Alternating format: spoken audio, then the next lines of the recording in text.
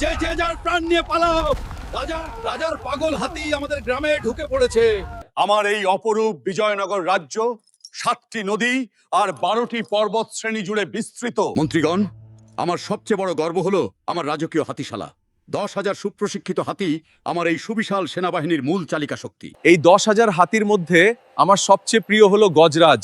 সে 15 হাত উঁচু আর কালো মেঘের মতো বিশাল। বাবা শ্যামলাল, আজ আমার শরীর খুব খারাপ লাগছে। তুমি আজ গজরাজের দেখাশোনা করো, কিন্তু তার সাথে খুব নরম ব্যবহার করবে। আমার বাবা বুড়ো হয়ে গেছেন, তাই এসব আজে বাজে কথা বলেন। আমি কেন বন্য প্রাণীর কথা শুনবো? আমি আমার মতোই ওকে বশ করব। শান্ত হ। তুই কি একেবারে পাগল হয়ে গেছিস? আমি তোকে আজ উচিত শিক্ষা দেব। চুপচাপ নিজের জায়গায় দাঁড়িয়ে থাক। এ কি? এই হাতিটার চোখ হঠাৎ করে এমন লাল হয়ে গেল কেন? ওর বিশাল শরীরটা কাঁপছে। আমার ভেতরে একটা অদ্ভুত ভয় কাজ করছে। আমি লাঠি ফেলে নিজের প্রাণ নিয়ে দৌড়াতে শুরু করলাম। গজরাজ পাথরের বিশাল দেয়াল ভেঙে সোজা গ্রামের দিকে ছুটে যাচ্ছে। পালাও সবাই, এই যে যার প্রাণ নিয়ে পালাও। বাঁচাও আমাদের, কেউ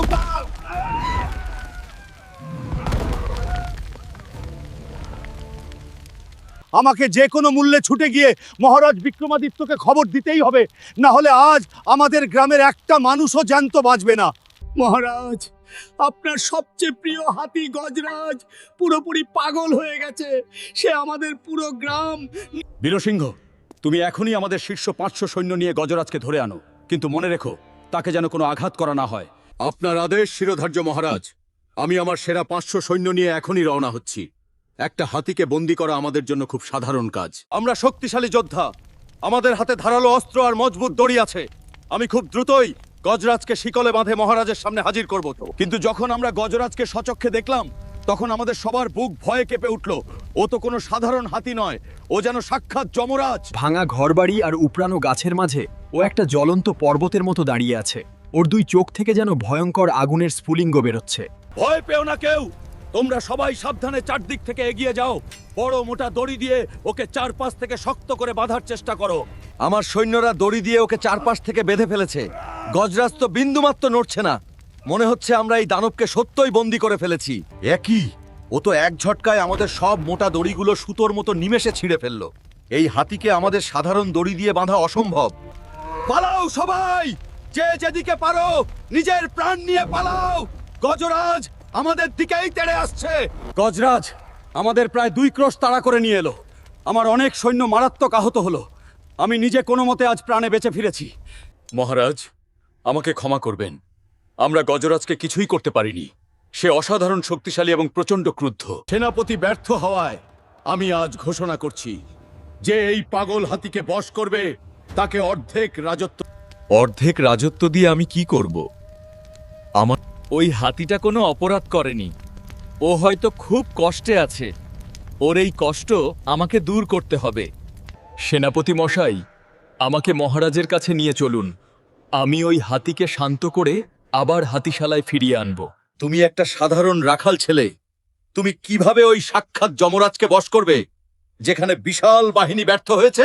তলোয়ার আর দড়ি দিয়ে যা জয় করা যায় না, তা অনেক সময় ভালোবাসা আর সুর দিয়ে জয় হয়।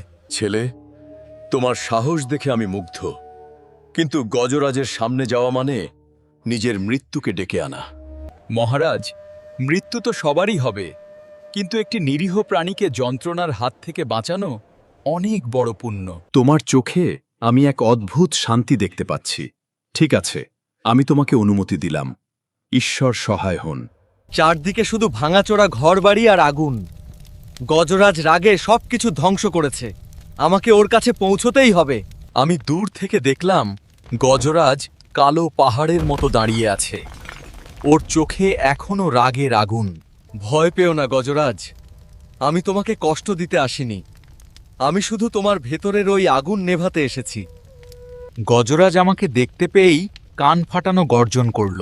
ও ভাবছে আমিও হয়তো ওকে শিকল দিয়ে বাঁধতে এসেছি। পাগল ছেলেটা ওখানে কি করছে? ও তো এখনই হাতির পায়ের নিচে পিষে মারা পড়বে। আমি পালাবো। আমি কোনো কথা না বলে বাঁশিটা ঠোঁটে ছোঁয়ালাম আর চোখ বন্ধ করে পরম শান্তির সুর তুলতে শুরু করলাম। গজরাজ আমাকে পিষে মারার জন্য তেড়ে আসছিল, কিন্তু বাঁশির সুর ওর কানে পৌঁছাতেই ওর গতি কমে গেল। আমি আমার সবটুকু ভালোবাসা আর মায়া দিয়ে বাঁশি বাজাতে লাগলাম। এই সুর কোনো জাদুর চেয়ে কম নয়। বাঁশির জাদুকরী সুরে গজরাজের চোখের সেই ভয়ঙ্কর লাল রং ধীরে ধীরে মুছে গিয়ে শান্ত ভাব ফিরে এলো। বিশাল পর্বত সমান হাতিটা আমার ঠিক সামনে এসে একদম চুপচাপ দাঁড়িয়ে পড়ল। ওর ভেতরের সব রাগ গলে গেল। আমি বাঁশি নামিয়ে খুব পরম মমতায় ওর সুঁড়ে হাত রাখলাম। ও মাথা নিচু করে সেই স্পর্শটিল। আমি নিজের চোখেও দেখেও বিশ্বাস করতে পারছি না, একটা সাধারণ রাখাল ছেলে বাঁশি বাজিয়ে দানবকে শান্ত করলো। চলো গজরাজ, এবার আমরা বাড়ি ফিরে যাই। তোমার আর কোনো কষ্ট নেই, কেউ তোমাকে আর মারবে না। এই ছেলেটি আজ প্রমাণ করল যে অহংকার আর শক্তির চেয়ে ভালোবাসা আর মায়ার ক্ষমতা অনেক গুণ বেশি। আমি গজরাজকে আবার হাতিশালায় ফিরিয়ে আনলাম। একটি অবলা প্রাণীর মন জয় করার চেয়ে বড় রাজত্ব আর নেই। বর্ষ কানু, তুমি আমার প্রিয় গজরাজকে ফিরিয়ে এনেছ। আমি প্রতিশ্রুতি মতো তোমাকে এই রাজ্যের অর্ধেক রাজত্ব দেব। মহারাজ, আমি আধেক রাজত্ব চাই না। আমি শুধু চাই এই রাজ্যে কোনো প্রাণীকে যেন কখনো আঘাত করা না হয়। তোমার কথায় আমি মুগ্ধ। আজ থেকে আমার রাজ্যে সব প্রাণীর অধিকার রক্ষার জন্য নতুন আইন তৈরি করা হলো। গজরাজ, আমাকে ক্ষমা করে দাও। আমি আমার বোকামির জন্য তোমাকে অনেক কষ্ট দিয়েছি। আমি আর এমন করব না।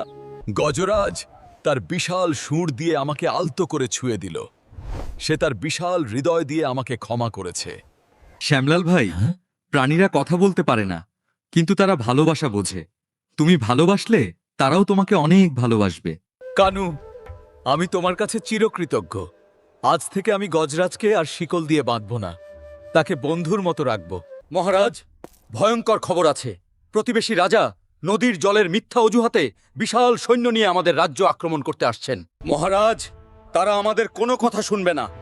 আমাকে আদেশ দিন, আমি গজরাজকে নিয়ে তাদের চরম শিক্ষা দিয়ে আসি। মহারাজ, আমাকে একবার সুযোগ দিন। আমি গজরাজকে সাথে নিয়ে শান্তির দূত হয়ে তাদের কাছে গিয়ে ভুল ভাঙানোর চেষ্টা করব। ঠিক আছে কানু, আমি তোমাকে অনুমতি দিলাম। তুমি প্রমাণ করে দাও যে তলোয়ারের চেয়ে শান্তির শক্তি অনেক বেশি। আমি আর সেনাপতি বীরসিংহ গজরাজকে নিয়ে প্রতিবেশী রাজ্যের সীমানার দিকে রওনা দিলাম। আমাদের উদ্দেশ্য যুদ্ধ নয়, শান্তি স্থাপন। মহারাজ, আপনারা ভুল খবর পেয়েছেন। আমরা আপনাদের নদীর জল আটকাইনি।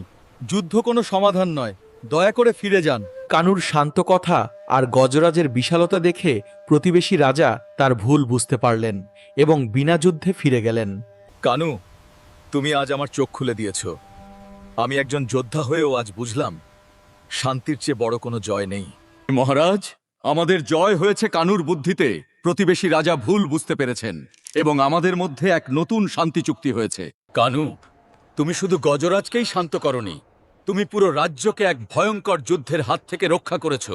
তুমি মহান। এখন আমাদের হাতিশালায় কোনো শিকল নেই। গজরাজ স্বাধীনভাবে ঘুরে বেড়ায়, আর আমি তার সবচেয়ে বিশ্বস্ত বন্ধু হয়ে উঠেছি। গজরাজ এখন আর কোনো সাধারণ হাতি নয়, সে এখন আমাদের বিজয়নগর রাজ্যের শান্তি আর ভালোবাসার সবচেয়ে বড় প্রতীক। গজরাজ চোখ বন্ধ করে আমার বাঁশির সুর শুনছে। তার ভেতরের সব কষ্ট দূর হয়ে সে এখন এক পরম শান্তিতে আছে। আমার এই সুবিশাল বিজয়নগর রাজ্যে এখন আর কোনো ভয় নেই। কানুর দেখানো পথে আমার প্রজারা এখন শান্তিতে বসবাস করছে। সত্যকারের সম্পদ কখনো অর্ধেক রাজত্ব বা অর্থে থাকে না। সত্যকারের সম্পদ লুকিয়ে থাকে নিঃস্বার্থ ভালোবাসা আর বন্ধুত্বের মাঝে। ভালোবাসা থাকলে এক পাগল হাতিকেও শান্ত করা যায়। পৃথিবীটা সুন্দর হবে যদি আমরা সব প্রাণীকে একটু ভালোবাসতে শিখি।